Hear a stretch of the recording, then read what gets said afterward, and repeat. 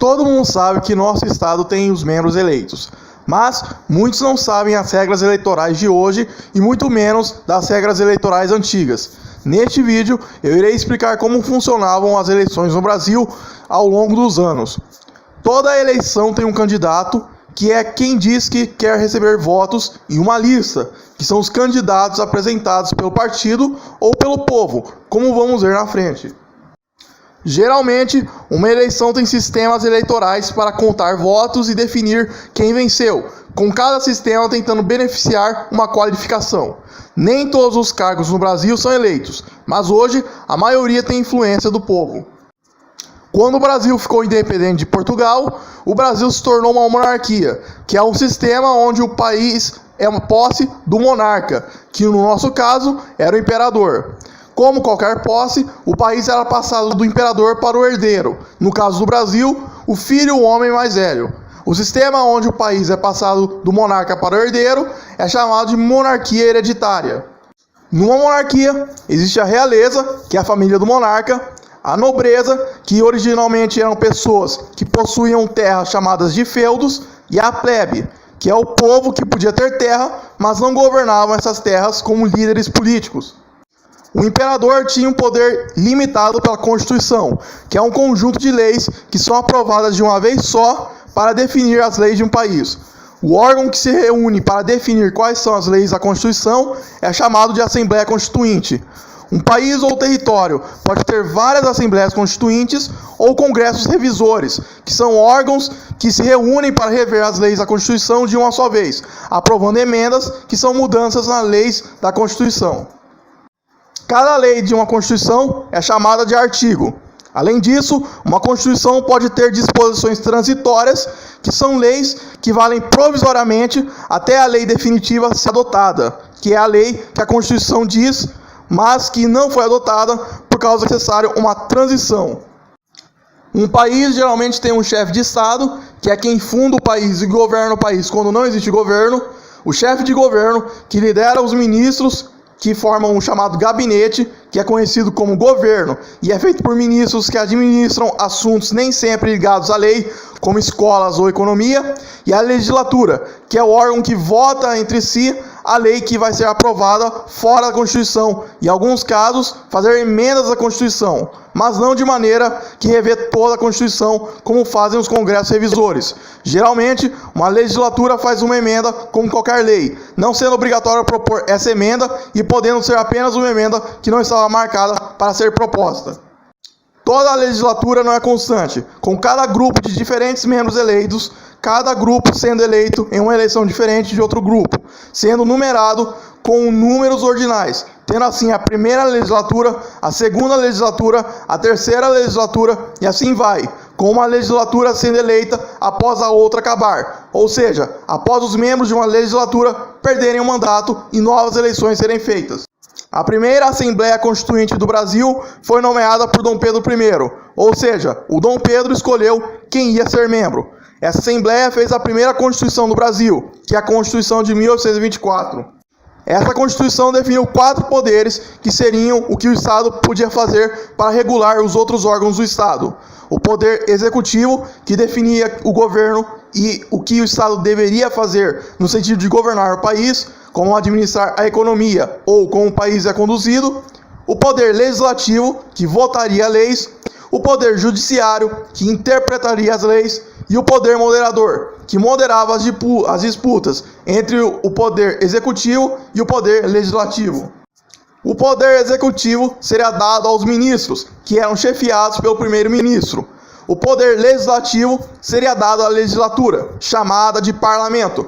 E o poder judiciário seria dado à Suprema Corte, que hoje é o STF, o Supremo Tribunal Federal. E o poder moderador seria dado ao imperador. O sistema adotado era diferente do atual, o parlamentarismo. No parlamentarismo, quem governa é a legislatura, que é chamada de parlamento. Todos os ministros precisam ser membros do parlamento, que seria equivalente a todos os ministros precisarem ser deputados. Os ministros seriam chefiados pelo primeiro-ministro e, como são deputados, também poderiam votar leis, algo que os ministros atuais não fazem. Todos os ministros devem votar de acordo com o que o primeiro-ministro vota e propõe, além de governar o país enquanto o parlamento não se reunia.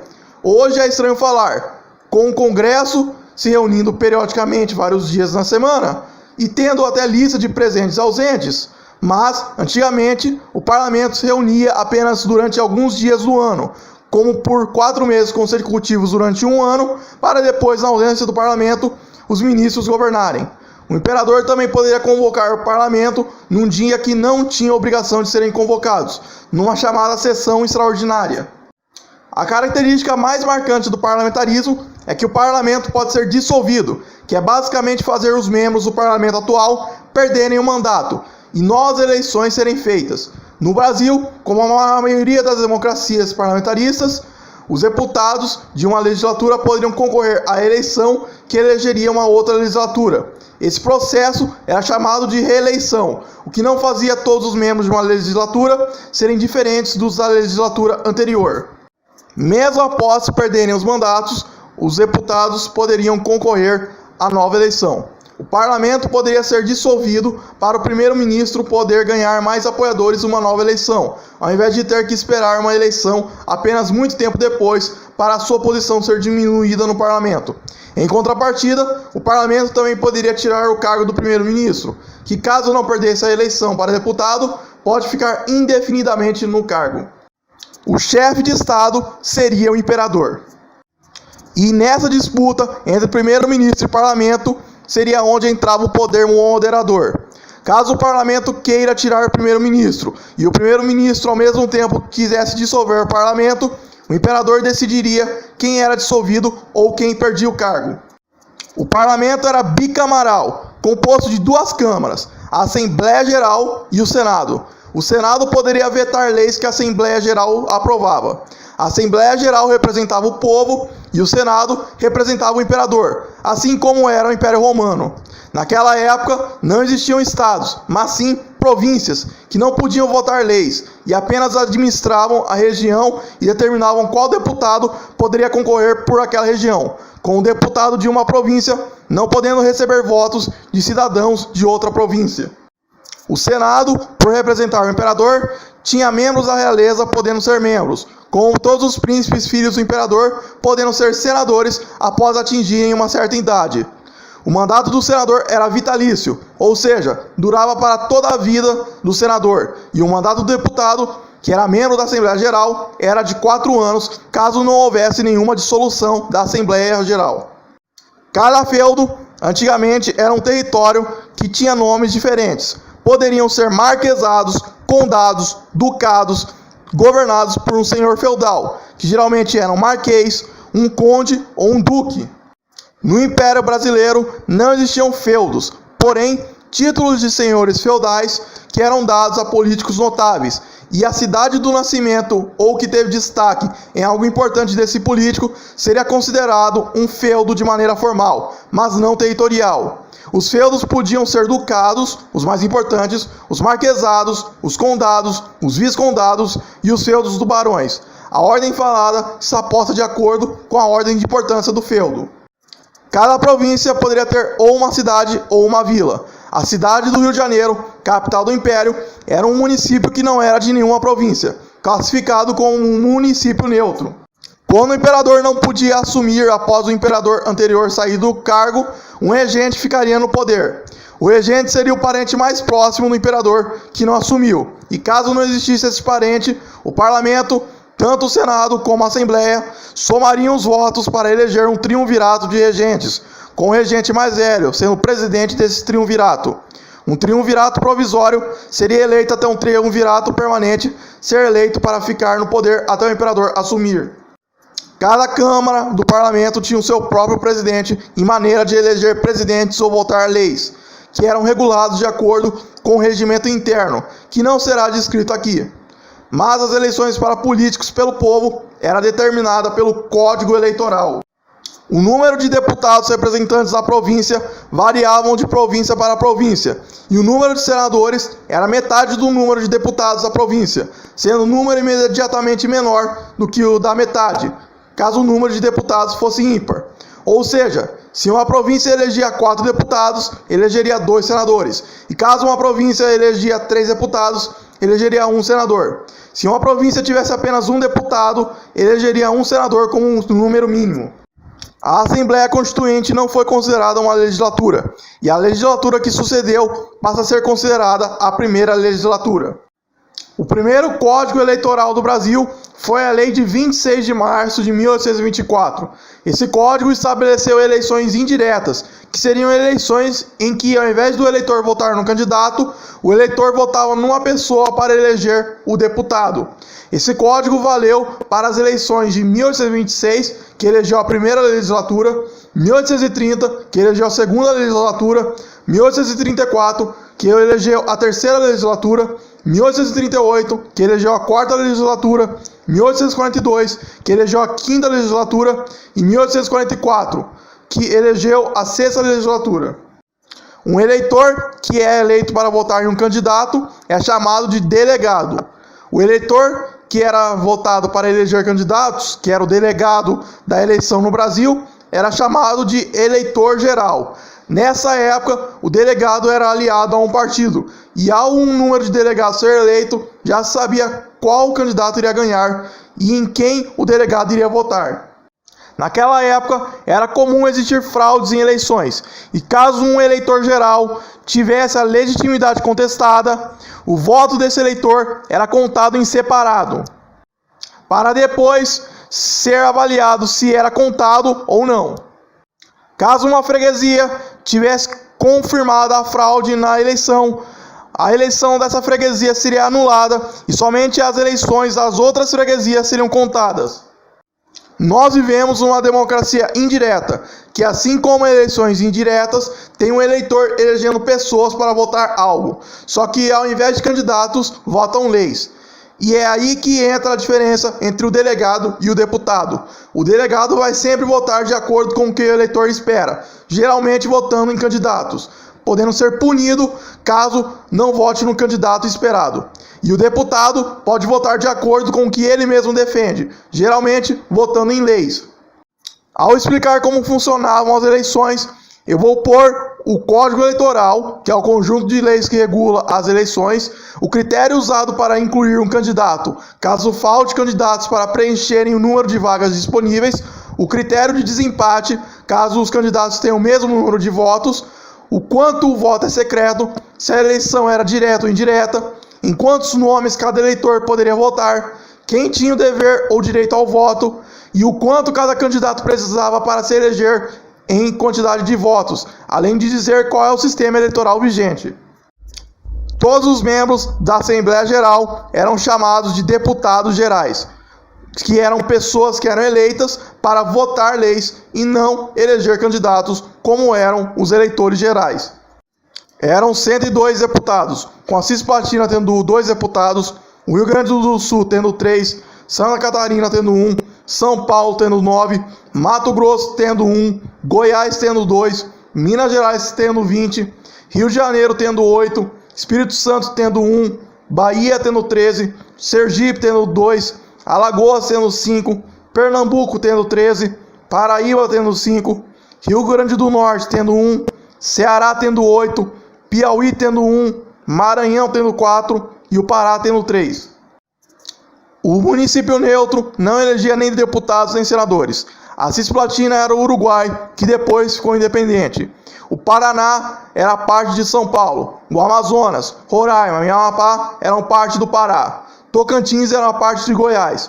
Rondônia e Mato Grosso do Sul eram parte do Mato Grosso. Brasília não existia. O Acre era da Bolívia e Minas Gerais era o estado mais populoso. Explicando como funcionavam as eleições para deputado e senador, cada província era dividida em comarcas, que eram divididas em paróquias, que eram divididas em freguesias. Cada freguesia possuía 200 fogos, que era cada casa ou família. O eleitor de cada freguesia era o cidadão comum, que votava em eleitores compromissários, que elegeriam os eleitores que representariam as paróquias, que elegeriam os eleitores que representariam as comarcas, que elegeriam os deputados. Basicamente, existiam regiões que Assim como as províncias não faziam deputados receberem votos de eleitores de outras províncias, não deixavam delegados receberem votos de eleitores de outra região. Cada freguesia tinha eleitores elegendo eleitores compromissários para elegerem o número de eleitores que representariam a paróquia na qual a freguesia era localizada. Se os eleitores que representassem a paróquia fossem 31 eleitores compromissários, com um pouco vindo de cada freguesia, votariam para esses 3 serem eleitos. Caso fossem 2, seriam 21, e caso fossem 1, seriam 11. Os eleitores que representavam a paróquia, geralmente sendo 3, 2 ou 1, se reuniam com outros eleitores que representavam outras paróquias para eleger os eleitores que representariam a comarca da qual essa paróquia fazia parte.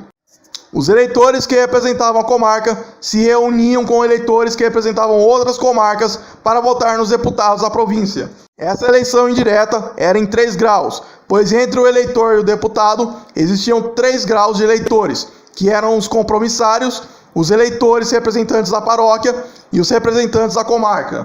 O sistema usado era chamado de distritão. Os eleitores de cada província votavam nos deputados dessa província, podendo votar em qualquer deputado. Basicamente seria o que existe hoje, com a diferença que não existia o quociente eleitoral, e quem tinha mais votos ganhava, e sempre quem tinha menos votos do que o último a se eleger não se elegia. O voto era o sufrágio censitário, que definia que uma pessoa apenas tinha o direito ao voto ao ter uma renda ou propriedade estipulada por um censo. Seria como se, para votar, o censor que viria na sua casa visse o quanto você ganha e o quanto você tem em bens. Na época, era comum a visão de que uma pessoa que não contribuísse para a sociedade não pudesse votar. Além disso, o sufrágio censitário iria excluir escravos, pois escravos não ganhavam salário e não tinham renda. Apenas pessoas do sexo masculino que não eram escravos podiam votar, e cada grau de eleição, uma renda maior era exigida.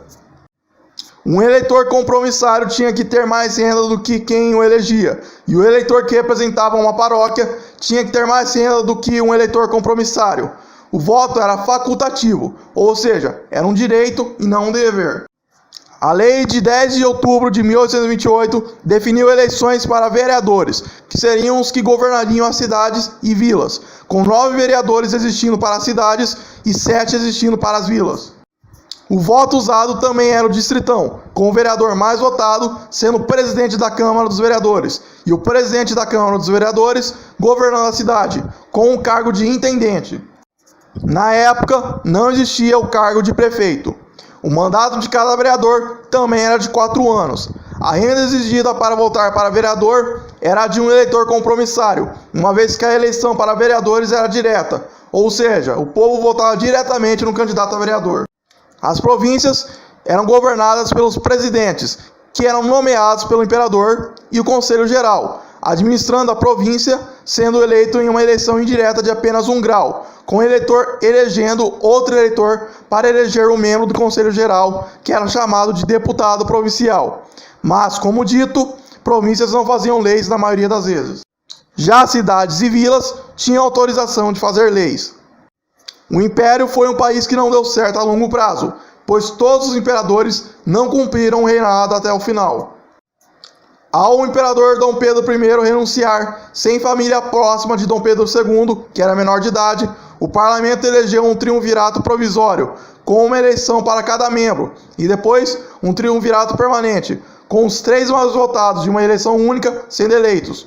O triunvirato de regentes era chamado de regência trina.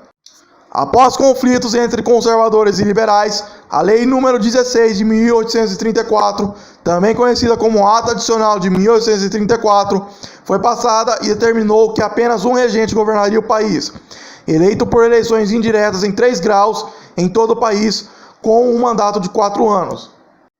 Com guerras civis surgindo pelo país, o golpe da maioridade depôs o regente eleito e Dom Pedro II foi declarado imperador antes de se tornar maior de idade. Um novo Código Eleitoral, que foi a Lei nº 387 de 1846, estabeleceu que a eleição para deputado geral seria indireta em apenas 1 grau, como a eleição para membros do Conselho Geral de Províncias. As comarcas e freguesias foram extintas, com apenas paróquias existindo nas províncias. o distritão ainda era usado. Nos dois códigos eleitorais, o Senado, assim como a Assembleia, era eleito pelo povo.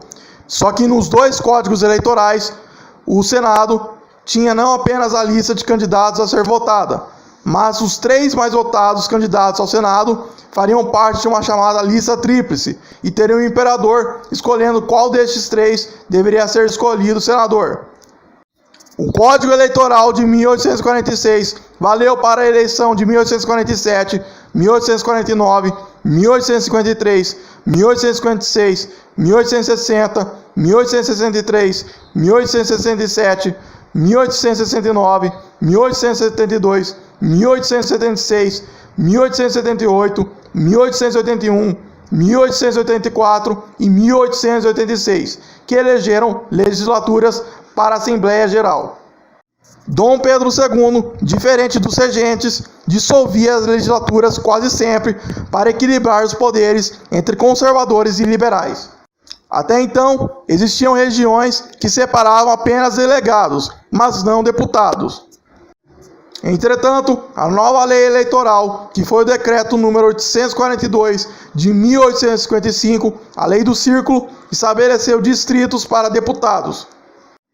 Um distrito eleitoral é como uma província dentro da província, onde os eleitores de um distrito não podiam votar no candidato de outro distrito. Esse tipo de voto era chamado de voto distrital. O voto distrital geralmente faz com que uma região sempre tenha um representante no Congresso. Entretanto, no Império, era comum um político que concorreu por um distrito eleitoral mudar para outro distrito eleitoral. Na nova legislação, o eleitor poderia votar em um candidato para deputado e depois, em uma nova eleição, em um candidato para suplente, que seria alguém que substituiria o deputado caso o deputado saísse do cargo antes do final de seu mandato. Caso ocorresse um empate entre os 2 mais votados para deputado, ocorreria um sorteio para desempatar. E o que venceria o sorteio seria eleito deputado, e o que perdeu o sorteio seria suplente, sem necessidade de realizar a eleição para suplente. O voto era majoritário, que dizia que quem tivesse a maioria dos votos ganhava o cargo. No caso, a maioria absoluta, que é a maioria de metade dos votos, mais um, ou seja, 50% mais um. Para incluir um candidato com menos do que a maioria absoluta de votos, foram criados os turnos, que são outras votações na qual candidatos que já se enfrentariam de novo.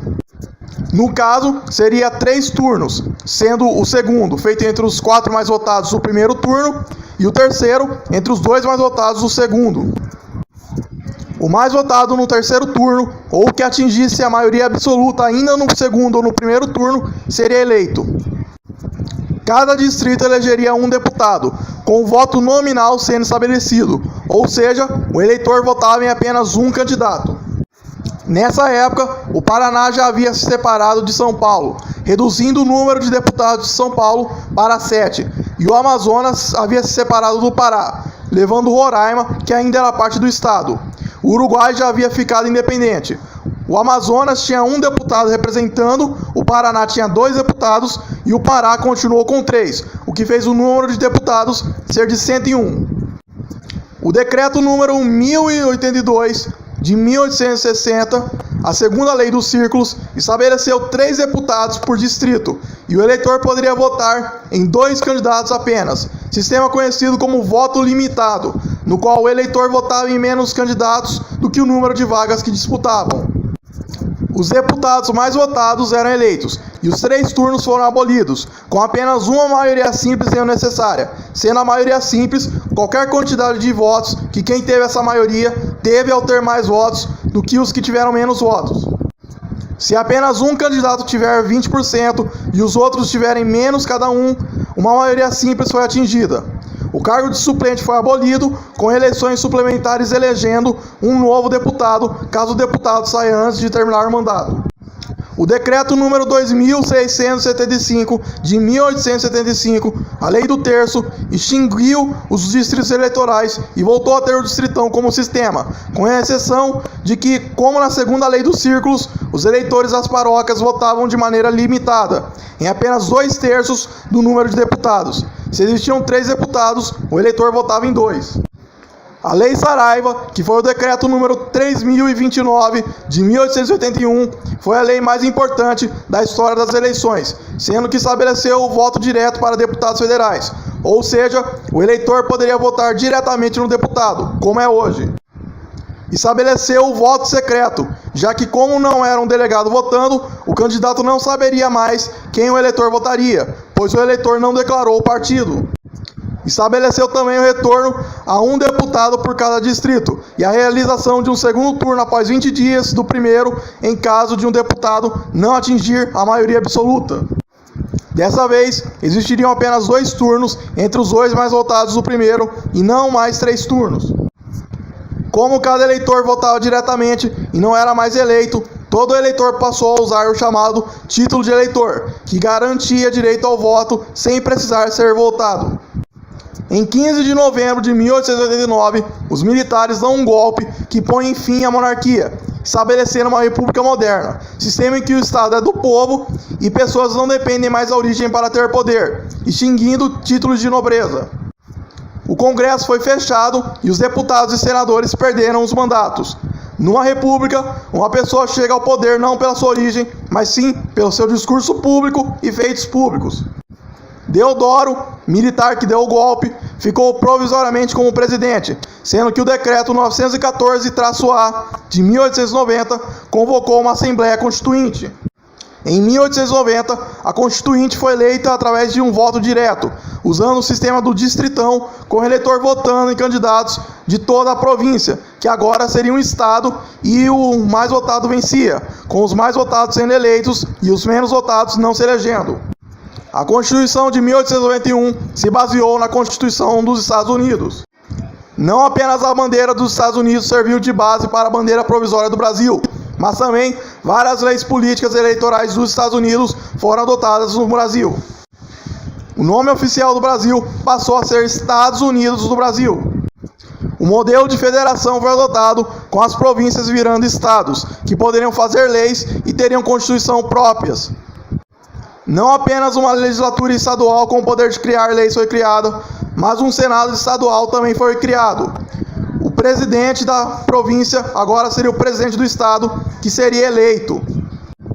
O Senado passaria a representar não o imperador, mas sim os estados, com 3 senadores representando cada estado, independente da população.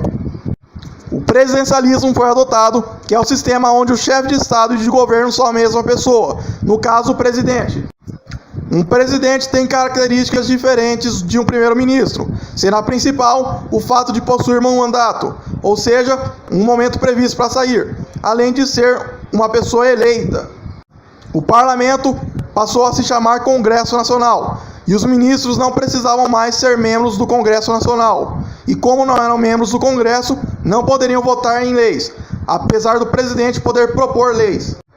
Como o Brasil era uma federação, tudo que antes se chamava geral passou a se chamar federal. O mandato do deputado federal, novo nome do deputado geral, era de 3 anos, e o de senador era de 9 anos, 3 vezes maior do que o do deputado federal, fazendo que a cada eleição de deputado federal, um senador seria eleito, cumprindo cada um 3 eleições de deputados, e fazendo o Senado se renovar 1/3 a cada eleição para deputado. O presidente seria eleito diretamente pelo povo e precisava de uma maioria simples para se eleger. Um vice-presidente foi estabelecido para ficar no lugar do presidente, caso o presidente saísse do cargo antes do final do mandato, mas não é como hoje. O vice-presidente da época se comportava como o vice-presidente da Câmara de hoje, ou seja, assumindo o mandato até uma eleição suplementar ser feita para eleger um outro presidente para depois voltar a ser vice-presidente. Apenas se o vice-presidente assumisse na segunda metade do mandato do presidente, que era de 4 anos, o vice-presidente poderia ficar até o final. Baseado na lei americana, o vice-presidente seria o presidente do Senado e poderia dar votos de desempate caso o Senado não chegasse a uma conclusão. E o presidente do Senado seria o presidente do Congresso. Caso o presidente do Senado, que era o vice-presidente, não pudesse assumir, o presidente da Câmara dos Deputados assumiria. E caso este não pudesse assumir, o presidente do Senado, que ficou no lugar do vice-presidente, assumiria. E caso nem esse pudesse assumir, o presidente do Supremo Tribunal Federal, novo nome da Suprema Corte, assumiria. O vice-presidente seria eleito também pelo voto direto, em uma eleição separada da eleição do vice-presidente. O eleitor podia votar em um presidente de um partido e no vice-presidente de outro partido. O governador do estado e o vice-governador do estado também seriam eleitos pelo voto direto, tendo os mesmos poderes do presidente. E nas cidades, que agora seriam classificadas como municípios, o cargo de prefeito foi criado, tendo o mesmo poder de presidente, mas a Câmara dos Vereadores continuou unicameral, sem o Senado. O modelo de primeira-dama foi adotado baseado nos Estados Unidos. A primeira-dama era qualquer mulher que morava junto com o presidente. Caso o presidente não tivesse esposa, seria a filha. Presidentes de estados e prefeitos também tinham primeira-damas. A esposa do vice-presidente ou a mulher que morava com o vice-presidente era chamada de segunda-dama. O voto censitário foi abolido e o sufrágio masculino universal foi adotado, com qualquer homem que se qualificasse podendo votar. Mas o voto secreto passou a ser opcional e quem votava poderia revelar em quem votou na hora da votação. Essa nova legislação fez ocorrer diversas coerções para eleitores votarem no candidato que o patrão queria, além de analfabetos não poderem votar, o que excluía mais de 70% da população brasileira de votar. A Lei número 35 de 1892 estabeleceu distritos eleitorais novamente e manteve a votação limitada de 2/3 dos candidatos, com 3 deputados por distrito, e caso ainda existissem vagas, os distritos, numerados de maneira ordinal, iriam eleger um a mais caso fosse o primeiro distrito, e caso ainda sobrasse vagas, o segundo distrito elegeria mais um deputado. O primeiro distrito era quase sempre o distrito no qual estava localizada a capital do estado, com exceção da cidade do Rio de Janeiro, que passaria a ser o Distrito Federal, e o Distrito do Rio de Janeiro, que elegeria um deputado a mais, caso sobrassem vagas, não era necessariamente o primeiro distrito. As Assembleias Legislativas seriam o órgão que substituiria o Conselho Geral das Províncias e poderia passar leis no estado. Distritos para deputados estaduais foram criados, mas não eram os mesmos dos deputados federais, já que cada estado tinha mais deputados estaduais do que federais, e o número de deputados estaduais por distrito também deveria ser 3, o que exigiu mais distritos. Além dos distritos eleitorais, foram criados os distritos no sentido de governo, sendo o distrito municipal uma vila que é parte do município e tem subprefeito administrando. O distrito estadual, que é basicamente um município que é parte do estado, mas não tem um órgão que cria leis. E o já falado Distrito Federal, que era a capital do Brasil e tinha o governador nomeado pelo presidente. Eleições para deputados ocorriam sempre no ano anterior à posse, mas ao vice-presidente Silviano Brandão morrer no ano eleitoral, a eleição para deputados foi adiada para ocorrer no ano da eleição suplementar para vice-presidente, que era o ano da posse dos deputados. E as futuras eleições para deputados também passaram a ser feitas no ano da posse dos deputados. Cada estado tinha a própria legislação eleitoral, com alguns sendo governador podendo se reeleger. O vice-presidente do Brasil também poderia se reeleger, já o presidente não poderia se reeleger. A data de eleições geralmente era feita por decreto. O Código Eleitoral de 1891 vigorou durante as eleições de 1891, 1894, 1898, 1902, 1906, 1910, 1914, 1918, 1922, 1926 e 1930, que elegeram o presidente e o vice-presidente. As eleições suplementares de 1903 para eleger um vice-presidente e 1919 para eleger um presidente. As eleições para governador, que na época também eram chamados de presidentes de estado. As eleições para vereadores, deputados estaduais e senadores estaduais. E as eleições para deputados federais, que ocorreram em 1893, 1896, 1899, 1903, 1906, 1909, 1912, 1915, 1918, 1921, 1924, 1927 e 1930. Todas as eleições para deputado que ocorriam no mesmo ano da do presidente ocorria também na mesma data. A Assembleia Constituinte de 1891 elegeu o presidente e o vice-presidente, que ficaria até 1894, quando as eleições seriam feitas de 4 em 4 anos, com o presidente tomando posse no dia da República, ou seja, no dia 15 de novembro. A Assembleia Constituinte tem os membros fazendo uma nova legislatura. Essa legislatura é considerada a primeira legislatura, reiniciando a contagem de legislaturas. O voto distrital serviu para famílias de regiões diversas do Estado terem vaga no Congresso. Mas o voto distrital fazia mais sentido no discurso de que a Câmara representava o povo e o Senado os estados, já que existiria um deputado para uma quantidade de população, e o Senado passaria a representar os estados, com cada estado tendo igual representação. O município do Rio de Janeiro também passa a ter deputados federais e senadores eleitos. Amazonas, Espírito Santo, Goiás, Mato Grosso, Piauí, Paraná, Rio Grande do Norte, Santa Catarina e Sergipe passam a ter 4 deputados. Paraíba passa a ter 5, Alagoas passa a ter 6, Maranhão e Pará passam a ter 7, Ceará e Distrito Federal passam a ter 10, o Rio Grande do Sul passa a ter 16, o Rio de Janeiro e Pernambuco passam a ter 17, Bahia e São Paulo passam a ter 22 e Minas Gerais passa a ter 37. Eram 212 deputados. O Acre foi comprado pelo Brasil e virou um território nacional, com governadores nomeados e sem direito de votar em nenhuma eleição, até mesmo na de presidente. Territórios nacionais não possuíam assembleias legislativas e nem Senado. A Lei nº 1269, de 1904, Lei Rosa e Silva, estabeleceu 5 deputados por distrito e voto cumulativo, que é basicamente o eleitor poder gastar os 2/3 dos votos que tinha em um só candidato.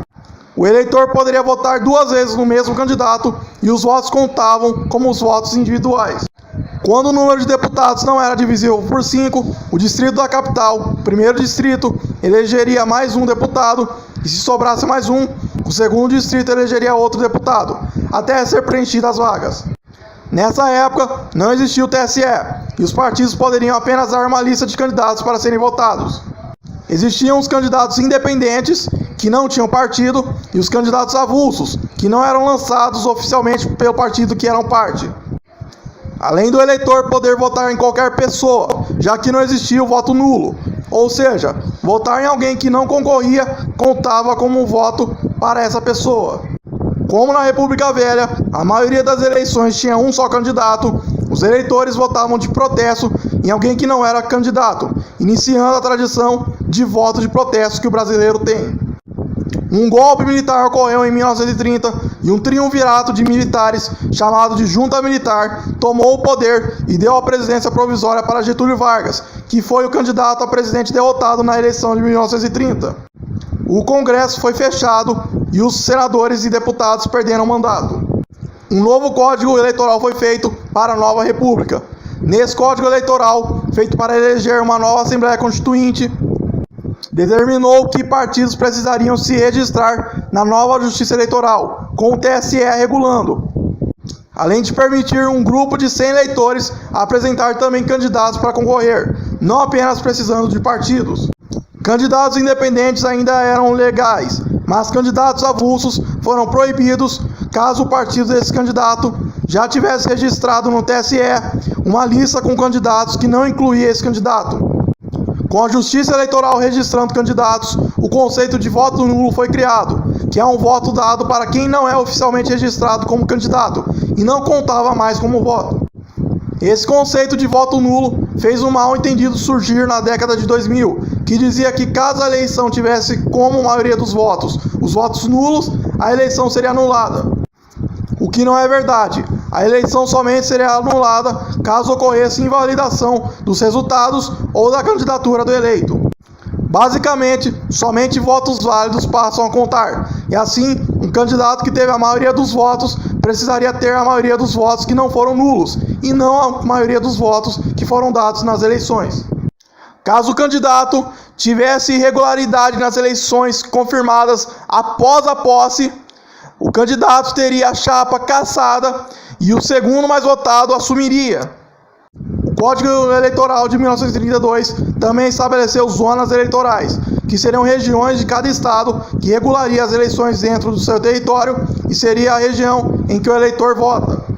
Um eleitor não votava mais em cidades, mas sim em zonas, ou seja, um eleitor que morasse numa cidade não poderia votar nessa cidade caso essa cidade não ficasse na zona em que estava registrado. Mas a maior mudança nesse código foi a introdução do voto proporcional, usado até hoje. Neste sistema, quem recebe uma porcentagem de votos iria ocupar a mesma porcentagem de cadeiras no Congresso. Caso o candidato não fosse independente, os votos iriam para um partido, e caso o partido tivesse 20% dos votos, teria os seus candidatos ocupando 20% das cadeiras. Para medir a porcentagem de cadeiras que um partido devesse ocupar, foi criado o quociente partidário. O número de vagas disponíveis dividido pelo número de votos válidos resultaria num resultado de divisão, o quociente, que é chamado de quociente eleitoral. O número de votos válidos que todos os candidatos do partido tiveram era dividido pelo quociente eleitoral e resultaria no quociente partidário. E o número do quociente partidário era o número de assentos que os partidos venciam. Os candidatos mais votados do partido, que conseguia ter um quociente partidário, se elegiam. Se o quociente partidário era de 2, os 2 mais votados do partido se elegiam. Os candidatos de partidos que não se elegiam em um partido que conseguiam eleger deputados virariam suplentes. E o mais votado dos suplentes assumiria a vaga de qualquer deputado que saísse. E o segundo mais votado assumiria caso o suplente mais votado já assumiu e outro deputado, ou até mesmo este suplente, saísse do cargo. Não existiriam mais eleições suplementares. O primeiro suplente da fila era chamado de primeiro suplente, o segundo de segundo suplente, e daí em diante. O partido que não atingisse o número 1, de acordo com o quociente partidário, não elegeria nenhum deputado e nem teria suplentes. Os distritos eleitorais foram abolidos e um eleitor de qualquer parte do estado poderia votar em qualquer candidato. Foi permitido as chamadas federações, que tinham partidos políticos de diversos estados, já que cada partido podia se registrar em apenas um estado. Essas federações tinham os partidos de vários estados se reunindo em nível nacional. Além disso, coligações foram permitidas, permitindo partidos no mesmo estado se juntarem e contarem os votos de cada partido, como se fosse um partido só.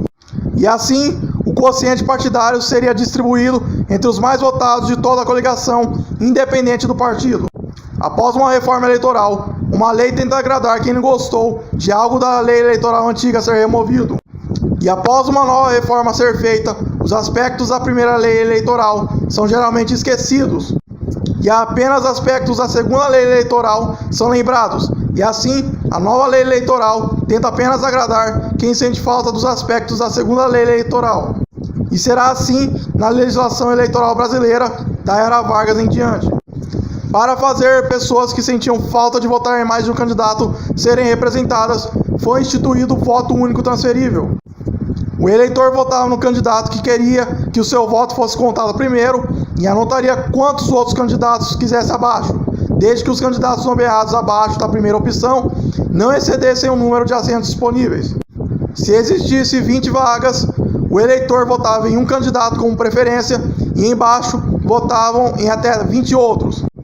Um fato importante desse sistema é que cada partido apenas poderia lançar um número de candidatos igual ou menor do que o número de vagas. Ou seja, se existissem 20 vagas, o partido apenas poderia ter 20 candidatos. Na hora de contar, contava-se primeiro os votos do candidato único que ficava acima da lista e ignorava os outros candidatos abaixo. Caso após forem preenchidas as vagas e ainda sobrar vagas, o candidato que mais teve votos entre os nomes sugeridos por eleitores abaixo vence. Mas não devem ser somados aos votos que esse candidato teve acima da lista. Os candidatos eleitos com os votos que teve como preferência foram eleitos em primeiro turno. Os que foram eleitos com votos que tiveram como sugestão foram eleitos em segundo turno. Era impossível um partido apenas eleger candidatos em segundo turno, pois isso significa que o outro partido venceu no primeiro turno, e como os votos do primeiro turno têm preferência, como o partido venceu em todos os primeiros turnos, esse partido elege todos os deputados. O número de deputados por estado na Assembleia Constituinte foi o mesmo número que cada estado tinha na República Velha, com exceção de que em todo o país, deputados classistas representando diversas classes do trabalho seriam eleitos. 40 deputados seriam eleitos em eleições nacionais indiretas, a organizações representantes do trabalhador elegerem delegados. Eram 18 deputados eleitos por trabalhadores, 17 por patrões, 3 por autônomos e 2 por funcionários públicos. No total, eram 252 deputados. Para possíveis estados novos que não tinham muita população, o número mínimo de deputados seria 4. O Senado foi abolido e no lugar até foi proposto o Conselho Supremo da República, que como Areópago de Atenas, reuniria ex-presidentes vivos, que na época eram Washington Luiz, Arthur Bernardes, Epitácio Pessoa e Venceslau Braz. Na eleição para a Assembleia Constituinte em 1933, ocorreu votação em 2 datas diferentes. A Assembleia Constituinte elegeu o presidente em uma eleição que teria 2 turnos caso ninguém atingisse a maioria absoluta. O voto secreto foi instituído e o sufrágio passou a ser universal, com mulheres votando, e o voto passou a ser um dever e não um direito. Mulheres puderam se candidatar à presidência, o que fez o modelo de primeira-dama dos Estados Unidos ser abolido, com a primeira-dama podendo ser apenas a esposa do presidente.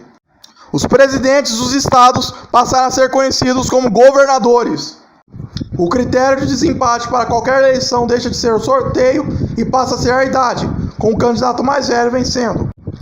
A Constituição de 1934 extinguiu o cargo de vice-presidente, mas recriou o Senado. Dessa vez, o Senado não vetava leis da Câmara dos Deputados, podendo apenas legislar em assuntos sobre intervenção federal nos estados. O mandato do senador seria de 8 anos, com 2 senadores representando cada estado, e com um senador sendo eleito em cada eleição para deputado federal, uma vez que o deputado federal passaria a ter 4 anos de mandato. Os senados estaduais foram abolidos por não ser necessário um órgão de intervenção federal pertencer a um estado, e apenas as assembleias legislativas passaram a fazer leis. Assembleias constituintes para cada estado foram eleitas. Os governadores passaram a ser eleitos pelas assembleias constituintes dos estados até 1938, ano em que teria eleições diretas para todos os cargos executivos, que teriam 4 anos como mandato. Todos os cargos executivos não teriam reeleição, incluindo o de todos os governadores, com qualquer titular de qualquer cargo executivo não podendo concorrer a eleições até 1 ano após deixar o cargo. A Assembleia Constituinte Nacional se dissolveu para, em 1934, uma nova Câmara dos Deputados ser eleita. As legislaturas tiveram a contagem iniciada. Sem distritos eleitorais, o número de deputados por estado passou a ser calculado sempre de acordo com a população do estado. Existiriam 20 deputados por estado com menos de 2 milhões de habitantes, de modo que houvesse um para cada 150 mil habitantes. Se o estado tivesse mais de 2 milhões de habitantes, cada deputado passaria a representar 250 mil habitantes. Se o estado tivesse 1 milhão de habitantes, teria 6 deputados, pois cada um representaria 150 mil habitantes. Se tivesse 3 milhões, teria 12 deputados, pois cada deputado representaria 250 mil habitantes. Como não existia mais regiões com todos elegendo o mesmo número de deputados cada, o quanto cada estado tinha de deputados passava a ser definido por um censo e atualizado após outro censo ser lançado. As eleições para deputado federal e senadores ocorreram em 2 datas, com uma sendo em 1934 e a outra em 1935. Passava-se a ter 300 deputados, com 250 sendo eleitos pelo povo e 50 sendo classistas. Dos classistas, 21 representavam os empregados, 21 os empregadores, 4 os funcionários públicos e 4 os autônomos, sendo que entre os empregadores e empregados, 7 representavam a lavoura, 7 a indústria, 4 o comércio e 4 o transporte. Vargas dá um golpe em 1937 e o Congresso foi fechado. Uma nova Constituição foi feita em 1937, sem Assembleia Constituinte, que estabeleceu que Vargas seria um mandato provisório até novas eleições serem feitas. O mandato do presidente passa a ser 6 anos. O cargo de vice-presidente continuou não existindo, e o mandato provisório de Vargas começou a dar sinal de que iria durar até sua morte.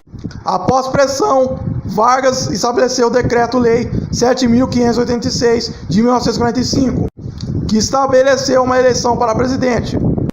Mas Vargas foi deposto e impedido de concorrer após nomear um parente para a chefia da Polícia Federal da capital. Como a Constituição de 1937 não possuía vice-presidente, apenas um presidente seria eleito pelo povo, e o presidente do Supremo Tribunal Federal ficou no poder até essa eleição, pois o Congresso estava fechado e não existia o presidente da Câmara. O artigo 39 do mesmo Decreto-Lei 7.586 proibiu candidaturas independentes. O artigo 110 proibia partidos com registro apenas estadual e tornou necessário o partido ter diretórios estaduais em pelo menos uma certa quantidade de estados. O diretório é o órgão que governa o partido, e assim como o regimento interno da Câmara, eu não vou falar das regras eleitorais para o diretório neste vídeo. Mas, resumindo, um diretório é o órgão que governa o partido e é eleito por convenções, que são membros do partido que se unem apenas para eleger o diretório e depois não tem mandato, com o diretório governando o partido enquanto não existir mais convenções. Um dos membros do diretório é o presidente do partido. Além disso, um partido pode ter um presidente de honra, que é um membro permanente. Cada partido define em uma eleição dentro do partido qual será o candidato a ser lançado ou se vai apoiar um candidato de outro partido fazendo uma coligação. Os territórios que nessa época não eram apenas mais o Acre, mas Amapá, Rio Branco, que é a atual Roraima, Iguaporé, que é a atual Rondônia, e Fernando de Noronha poderiam votar para presidente. E o Acre, o mais populoso dos territórios, poderia votar para a Assembleia Constituinte, prevista para ser eleita em 1945. Poderiam a ser eleitos. Entretanto, como territórios não eram estados e os senadores representavam os estados, os territórios apenas elegeriam um número limitado de deputados federais e não elegeriam senadores. Na nova eleição, o eleitor poderia votar em apenas um deputado, o que motivou para agradar quem sentia a falta da legislação eleitoral anterior. E para preencher as vagas sem o voto único transferível, o voto em branco passou a ser contado. O voto em branco era, na época, comparecer na sessão de votação, mas não votar, devolvendo a cédula em branco. Caso sobrassem vagas, os votos em branco eram contados como votos para o partido mais votado, o que faria o partido mais votado eleger mais um ou dois deputados. O eleitor também poderia votar na legenda, ou seja, apenas no partido e não em um candidato. Nesse caso, os votos na legenda iriam contar como votos ao partido e somados aos votos que todos os candidatos do partido tiveram para se atingir o quociente partidário. Para senador, existiriam 2 senadores por estado, e o povo votaria em 2 nomes, sem voto limitado e usando o voto plurinominal, que é o direito de votar na mesma quantidade de candidatos que tem de vagas, com os votos contados de maneira igual, sem preferência posta pelo eleitor, e somados para contar votos para o candidato que recebeu o voto. Diferentemente do voto cumulativo, o eleitor poderia votar em apenas candidatos diferentes, e não no mesmo candidato. Em eleições para senador em um ano, em que apenas um senador seria votado, a eleição seria em voto majoritário, em turno único, com o mais votado vencendo, assim como a eleição para governador e presidente. O senador teria um suplente e um voto vinculado para suplente foi estipulado para a eleição, com cada candidato ao Senado possuindo 3 candidatos a suplente, com os eleitores que votaram naquele senador podendo escolher qual dos 3, mas não podendo escolher um candidato a suplente vinculado a outro senador. O suplente ficaria provisoriamente no poder caso o senador saísse na primeira metade do mandato, pois caso isso ocorresse, o primeiro suplente assumiria até uma eleição para deputados que ocorreria na metade do mandato do senador que saiu, eleger um novo senador. Após diversos candidatos concorrerem por vários estados, uma vez que, como partidos eram nacionais agora, poderiam registrar o mesmo candidato em vários estados, o Decreto-Lei número 8.835 de 1946 proibiu o mesmo candidato de concorrer em mais de um partido e em mais de um estado ou município na mesma eleição, mas ainda assim era permitido concorrer a mais de um cargo. A Constituição de 1946 foi feita e o artigo 79 recriou o cargo de vice-presidente, com a mudança de que agora o vice-presidente poderia ficar até o final do mandato, caso assumisse na primeira metade do mandato, mas retirando o cargo de presidente do Senado do vice-presidente. O presidente do Senado seria eleito pelo Senado. Caso o vice-presidente saísse, Os próximos sucessores seriam presidentes provisórios. O presidente da Câmara assumiria, e caso o presidente da Câmara saísse, o presidente do Senado assumiria. E caso o presidente do Senado saísse, o presidente do STF assumiria. O fato do vice-presidente não ser mais o presidente do Senado causou uma incoerência, pois o presidente do Senado ainda é o presidente do Congresso todo, mas o presidente da Câmara tem preferência na ordem de sucessão caso o vice-presidente saia do cargo, já que o presidente do Senado não é mais o vice-presidente. Somente o vice-presidente poderia ficar até o final do mandato. Caso o vice-presidente saísse, o presidente que receberia o cargo ficaria provisoriamente no poder. E se estivesse na primeira metade do mandato, uma eleição suplementar direta seria feita para presidente. E caso ele estivesse na segunda, uma eleição suplementar feita pelo Congresso elegeria um novo presidente. Todas as regras de sucessão de presidente valiam para o governador e prefeito. Todas as eleições ocorreriam no final do ano anterior ao início do mandato, com a eleição para presidente sendo em 1950, mas o início do mandato em 1951. Foi definido 3 senadores por estado, com 2 sendo eleitos em uma eleição para deputado e 1 na outra eleição para deputado, com renovação de 2/3 em uma eleição e de 1/3 em outra eleição, com os deputados tendo um mandato de 4 anos e o senador de 8 anos. O ato das disposições constitucionais transitórias da Constituição de 1946 estabeleceu que um senador seria eleito em 1947 e tomaria posse no mesmo ano. E o mandato deste senador seria de 4 anos, ou seja, iria acabar em 1951, com sucessores sendo eleitos em 1950 com um mandato de 8 anos. Além disso, foi determinado que o mandato dos senadores eleitos em 1945 e que tomaram posse em 1946 iria acabar 4 anos após o término do mandato dos senadores eleitos em 1947. Assim, teriam um mandato de 9 anos, ou seja, acabariam o mandato em 1955, com os sucessores sendo eleitos em 1954 com mandato de 8 anos. A Assembleia Constituinte elege o vice-presidente e foi definido que existiria eleição para vice-presidente e vice-governador diretamente pelo povo e em uma chapa separada da do presidente. Um partido poderia lançar um candidato a presidente sem lançar um candidato a vice-presidente e vice-versa. Além disso, cada chapa teria uma coligação diferente, ou seja, um partido que está numa coligação, que lança um presidente, pode lançar um candidato a vice-presidente diferente do candidato a vice-presidente do outro partido dessa coligação.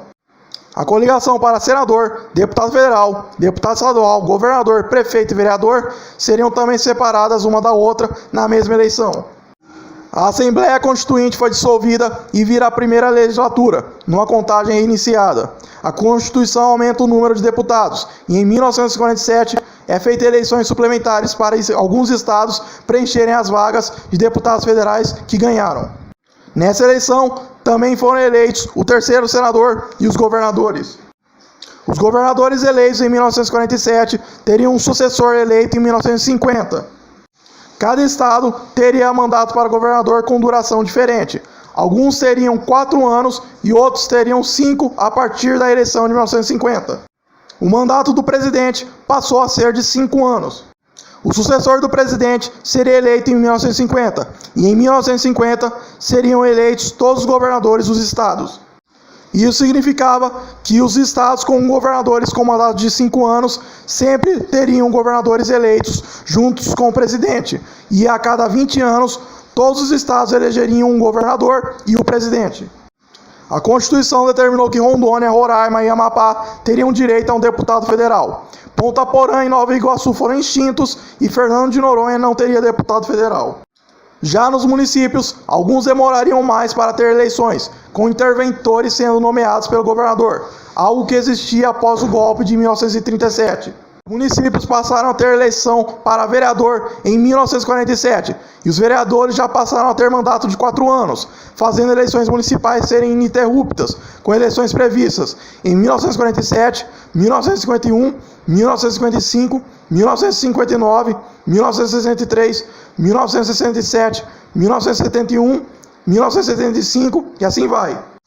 Já para prefeito, cada município começou a ter eleição em um ano diferente, e municípios novos já começaram a ter eleição para prefeito no ano seguinte à emancipação, o que fez alguns municípios terem eleições no calendário 1947, 1951 e outros no calendário 1953, 1957 e outros com outros calendários, todos com mandato de 4 anos para o prefeito. Os estados com mandato de 4 anos para governador eram Amazonas, Bahia, Ceará, Espírito Santo, Goiás, Pernambuco, Piauí, Rio de Janeiro, Rio Grande do Sul, São Paulo e Sergipe. Os com 5 anos de mandato eram Alagoas, Maranhão, Mato Grosso, Minas Gerais, Pará, Paraíba, Paraná, Rio Grande do Norte e Santa Catarina. Os estados com 5 anos de mandato eram Alagoas, Maranhão, Mato Grosso, Minas Gerais, Pará, Paraíba, Paraná, Rio Grande do Norte e Santa Catarina.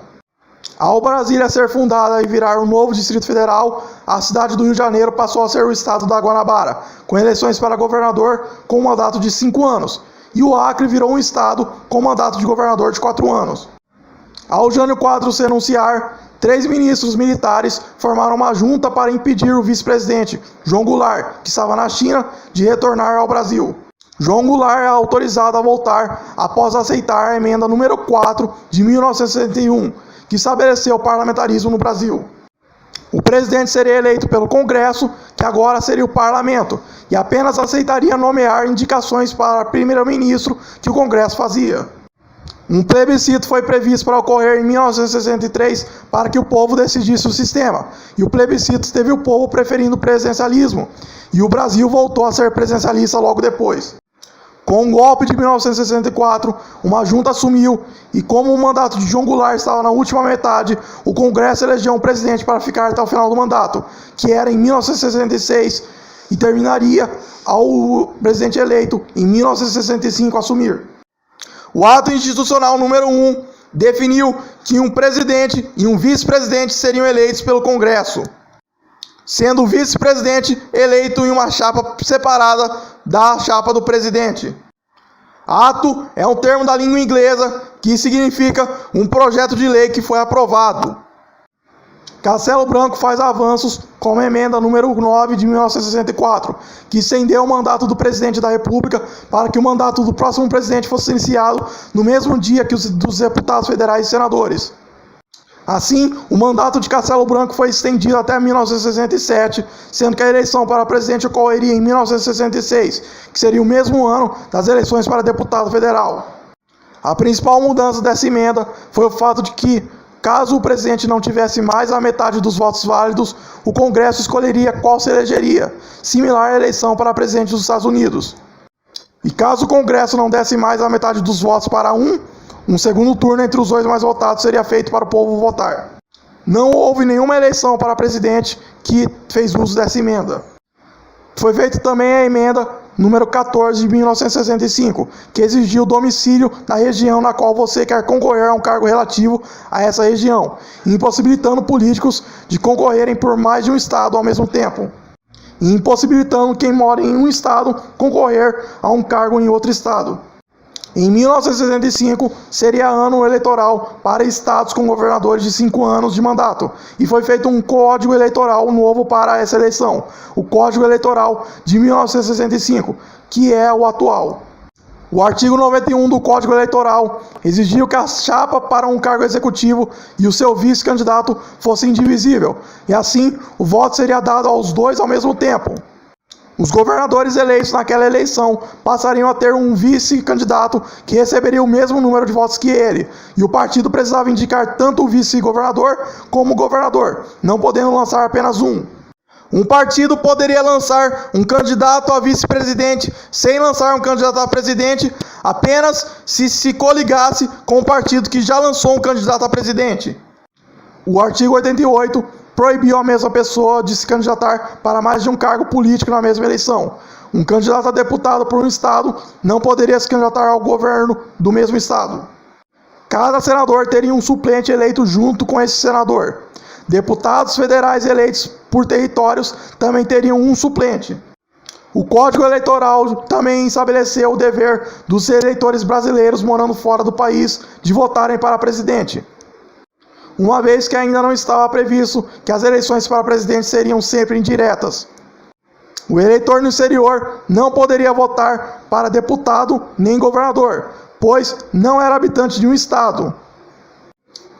Com governadores que não eram apoiados pelo governo vencendo em vários estados, Castelo Branco faz o ato institucional número 2, que estabeleceu eleições indiretas para o próximo presidente, e que a eleição teria um número de turnos igual ao número de candidatos menos 1, e que caso existissem mais de 2 candidatos e nenhum atingisse a maioria absoluta, o menos votado de todos não iria para o próximo turno. Uma eleição com 5 candidatos poderia ter 4 turnos, por exemplo. O ato institucional número 2 extinguiu todos os partidos políticos que existiam. O ato complementar número 4 de 1965 permitiu apenas partidos com 120 deputados federais e 20 senadores no processo de criação do partido poder fundar um novo partido. No futuro, o número de deputados federais seria menor do que de 360, que era o número exigido para um terceiro partido ser fundado, fazendo o Brasil, de fato, virar bipartidarista. O ato institucional número 3 estabeleceu um mandato de 4 anos para todos os governadores. Como em 1970, 20 anos após 1950, as eleições para governador em todos os estados seriam no mesmo ano, a partir de 1970, todos os governadores passariam a ter mandatos de 4 anos. Com todos os governadores sendo eleitos depois na eleição de 1974 e nas próximas eleições. Além disso, a eleição para governador seria feita pela Assembleia Legislativa Estadual, de maneira indireta, como a eleição para presidente. Além disso, os prefeitos das capitais seriam nomeados pelos governadores e não teriam tempo de mandato. A Câmara dos Vereadores precisava apoiar a nomeação e, caso o prefeito saísse do cargo, o presidente da Câmara dos Vereadores ficava no cargo até um novo prefeito ser nomeado. O ato complementar número 37 de 1967 determinou que as eleições para prefeito e vereador em todos os municípios ocorreriam na mesma data. Ou seja, prefeitos e vereadores seriam eleitos na mesma eleição, e todos os municípios elegeriam prefeitos e vereadores na mesma eleição. Eleitos em 1963, que tomaram posse em 1964, teriam um mandato estendido em 1 ano para os seus sucessores serem eleitos em 1968 e tomarem posse em 1969, mesma data dos eleitos em 1964 e que tomaram posse em 1965. O ato institucional número 4 estabeleceu uma nova Constituição sem uma Assembleia Constituinte, que foi a Constituição de 1967. Essa Constituição estabeleceu que o Congresso não seria o único que elegeria o presidente, com as assembleias legislativas de cada estado votando em delegados para também darem um voto que contava para o de presidente. O voto seria em 3 turnos, e caso o candidato não atingisse mais da metade dos votos no segundo turno, no terceiro, o mais votado ganharia. O artigo 16 da Constituição determinou o que dizia o ato complementar número 37. A Lei 5.453 de 1968 estabeleceu a regra da sublegenda para eleições para prefeito, com basicamente ocorrendo um segundo turno instantâneo, no qual 3 candidatos poderiam ser lançados por cada partido e os votos dos 3 eram somados. Caso nenhum dos candidatos atingisse mais da metade dos votos, o candidato mais votado do partido mais votado era eleito. Ao presidente militar Costa e Silva adoecer, o ato institucional número 12 estabeleceu uma junta militar em 1969, com o mandato de Costa e Silva sendo encerrado pelo ato institucional número 16, antes do vice-presidente civil Pedro Aleixo assumir. Essa junta adicionou a emenda número 1 de 1969, que aumentou o mandato do presidente novamente para 5 anos.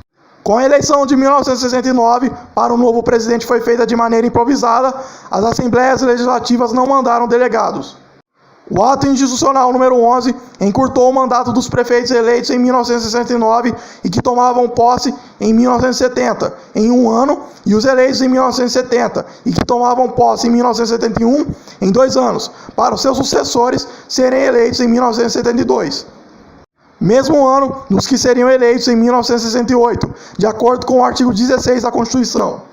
Assim, os que foram eleitos no calendário 1963 e 1967 seriam eleitos em 1968, no mesmo ano dos que foram eleitos no calendário 1964 e 1968.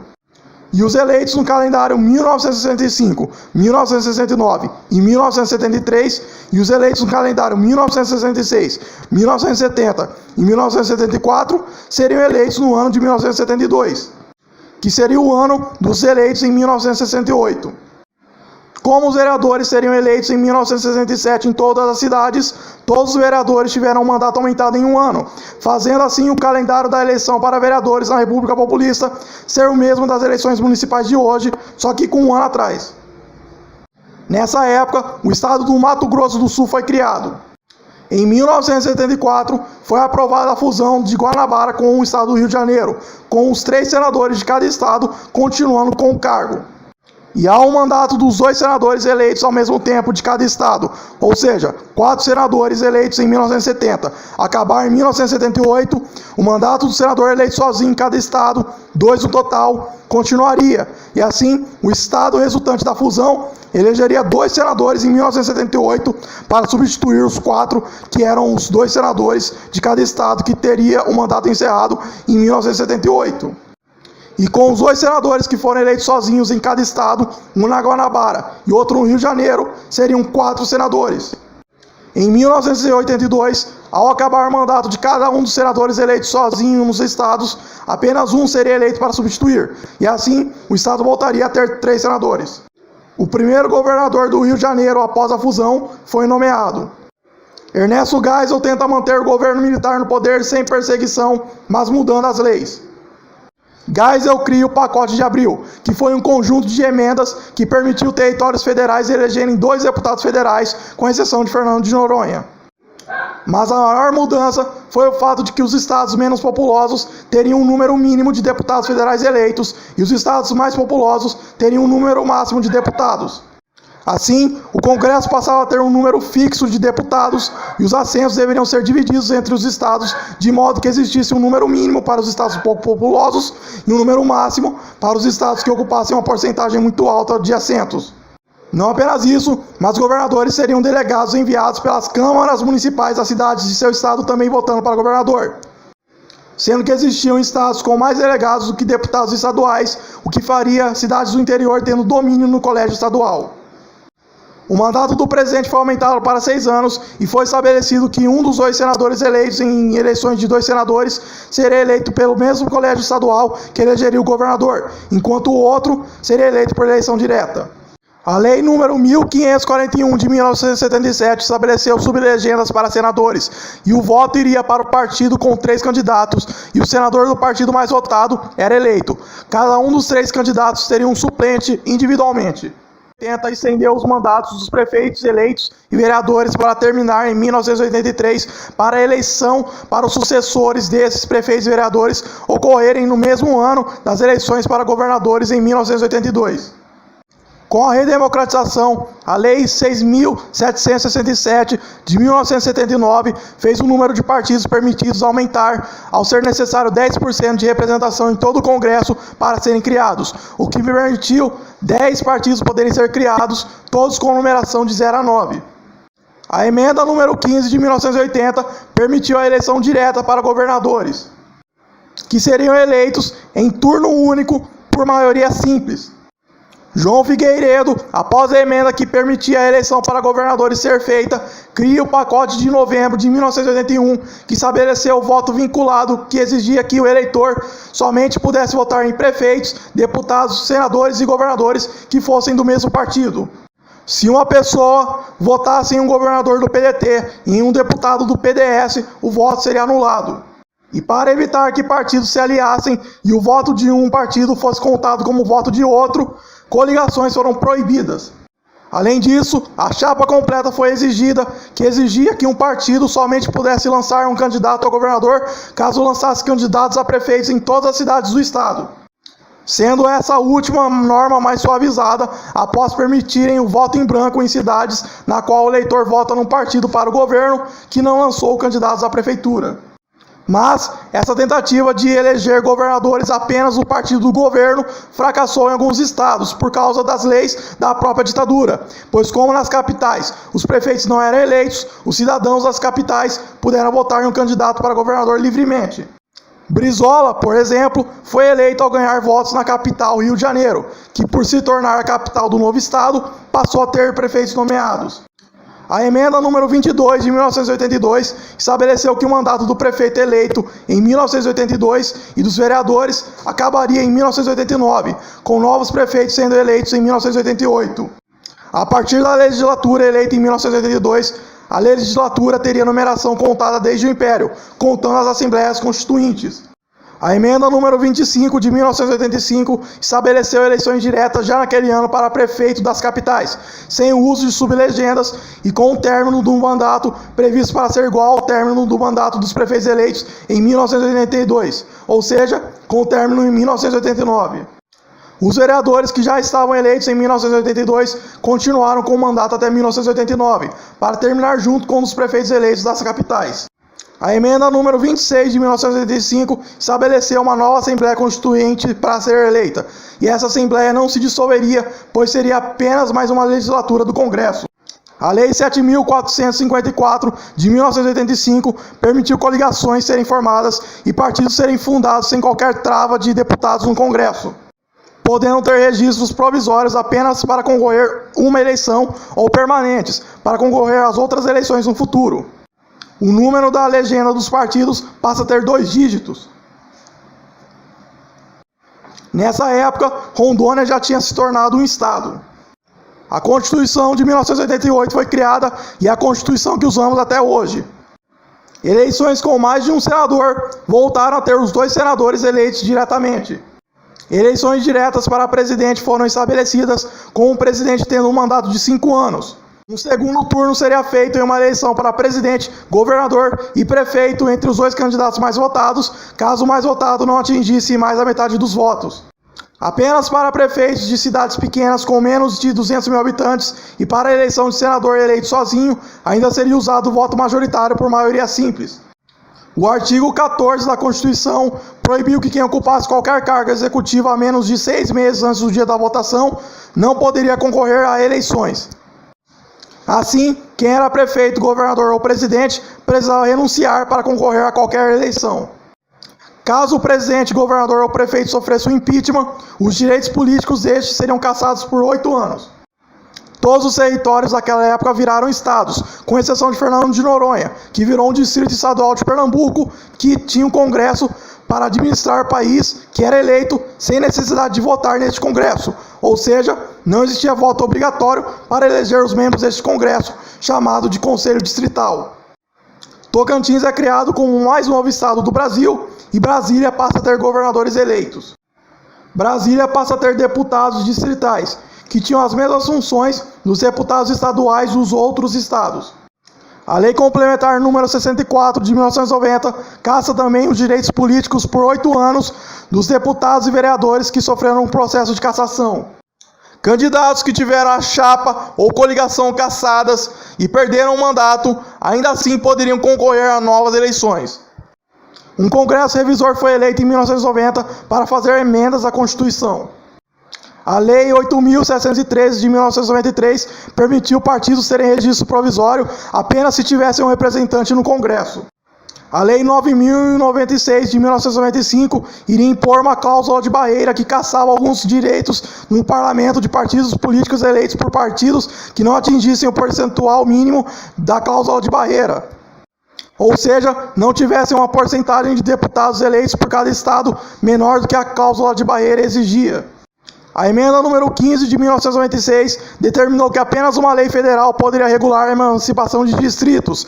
Porém, como nenhuma lei federal foi criada, nenhum distrito passou a se emancipar desde então. A Lei 9.504 exigiu que um candidato tenha domicílio na região na qual quer concorrer ao cargo relativo àquela região há pelo menos 6 meses antes da eleição. Além de precisar estar filiado ao partido pelo qual vai concorrer, também é pelo menos 6 meses antes da eleição. A eleição de 1996 usou uma urna eletrônica, que ao invés de ter nomes de candidatos digitados, tinha o número destes candidatos digitados para contar voto. O voto em branco passou a ser um botão e não apenas o comparecimento, e o voto nulo passa a ser a digitação de um número que não é de nenhum candidato.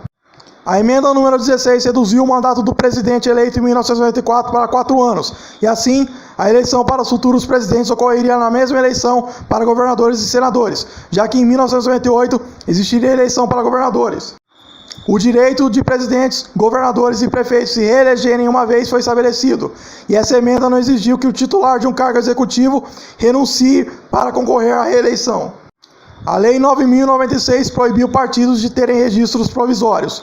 Todas as eleições passam a ocorrer no primeiro domingo de outubro e os segundos turnos passam a ocorrer no último domingo de outubro. A Lei 9.504 de 1997 desconsiderou votos em brancos na contagem de votos como critério de desempate e os votos brancos deixam de ser votos válidos.